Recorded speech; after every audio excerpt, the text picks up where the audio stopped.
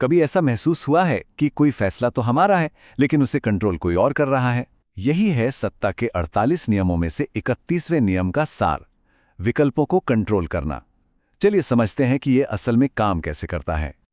सोचिए, आप एक दुकान पर अपना फेवरेट टूथपेस्ट लेने गए, पर वो स्टॉक में नहीं है। अब दुकानदार आपके सामने 4 दूसरे ऑप्शन रख देता है। आप उनमें से एक चुन लेते हैं और लगता है कि यह आपका फैसला है। लेकिन जरा सोचिए, अगर दुकानदार आपको सिर्फ एक ही दूसरा ऑप्शन देता, तब लगता ना कि आप पर कुछ थोपा जा रहा है। बस पसंद का यही भ्रम इस खेल की शुरुआत है। और यहीं पर नियम 31 का असली जादू है।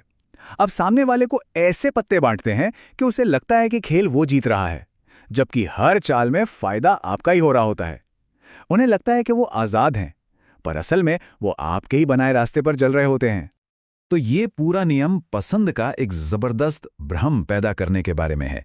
जब लोगों को ये यकीन हो जाता है कि फैसला उनका अपना है, तो वो उसे खुशी खुशी मान लेते हैं। उन्हें ये एहसास तक नहीं होता कि उनके सारे ऑप्शंस तो पहले से ही किसी और ने तय कर दिए थे। तो ये भ्रम पैदा कैसे किया जाता है? पहली टेक्निक है कम बुराई का सिद्धांत।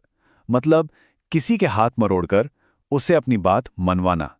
आप किसी को 2 बहुत बुरे ऑप्शंस के बीच में फंसा देते हैं और फिर उन्हें उस ऑप्शन को चुनने पर मजबूर करते हैं जो आपके लिए फायदेमंद है। इसका एक क्लासिक उदाहरण मिलता है कॉर्पोरेट दुनिया में। मान लीजिए एक कंपनी को एक कर्मचारी को निकालना है, तो उसे 2 रास्ते दिए जाते हैं। पहला, सबके सामने बेइज्जत होकर नौकरी से निकाल दिए जाओ और अपना रिकॉर्ड खराब करो। या दूसरा, चुपचाप वॉलंटरी रिटायरमेंट ले लो और कुछ फायदे भी पाओ। जाहिर है डर के मारे कोई भी दूसरा कम दर्दनाक रास्ता ही चुनेगा और कंपनी का काम भी हो गया। और एक गुड कॉप बैड कॉप वाला खेल तो हम सब ने फिल्मों में देखा ही है। एक पुलिस वाला है जो चिल्लाता है, धमकाता है और आपको बुरे से बुरे अंजाम का डर दिखाता है। फिर दूसरा एक नरम दिल पुलिस वाला आता है जो आपको बचाता है और एक आसान रास्ता दिखाता है।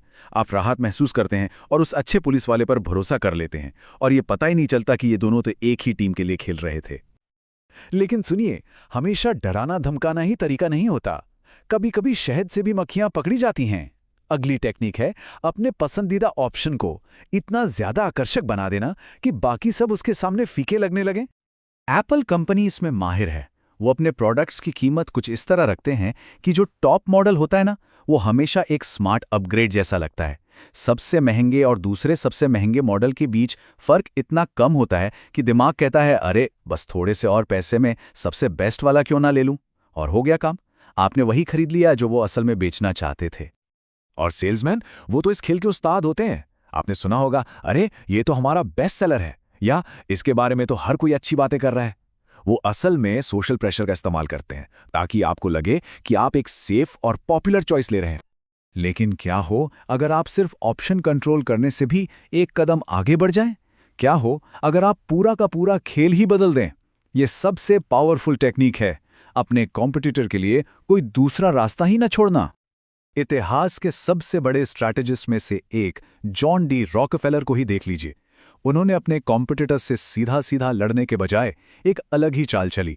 उन्होंने चुपचाप उन सारी रेलवे लाइनों पर कब्जा कर लिया जिनसे तेल ट्रांसपोर्ट होता था।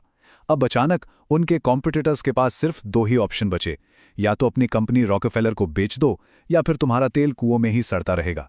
उन्होंने शतरंज की बिसात ही बदल दी थी। और ऐसा मत सोचिए कि ये सब पुरानी बातें हैं, ये आज भी होता है। सोचिए एक ऐसे कर्मचारी के बारे में जिसका अपनी टीम पर बहुत ज्यादा प्रभाव है। कंपनी उसे प्रमोशन के नाम पर एक दूसरे शहर में भेज देती है। अचानक वो अपने सपोर्ट नेटवर्क से कट जाता है और उसे कंपनी के नए नियमों के हिसाब से खेलना पड़ता है। खेल का मैदान एक बार फिर बदल दिया गया है। तो सवाल ये है कि कैसे पता चले कि कोई हमारे साथ ये खेल खेल रहा है? आप उस कठपुतली नचाने वाले की डोरियों को कैसे पहचान सकते हैं? चलिए कुछ रेड फ्लैग्स यानी खतरे के संकेतों पर नजर डालते हैं। अगली बार जब कोई फैसला लेना हो तो खुद से ये सवाल पूछिए, क्या हर ऑप्शन से सिर्फ सामने वाले का फायदा हो रहा है? क्या आपको किसी एक ऑप्शन से डराया जा रहा है?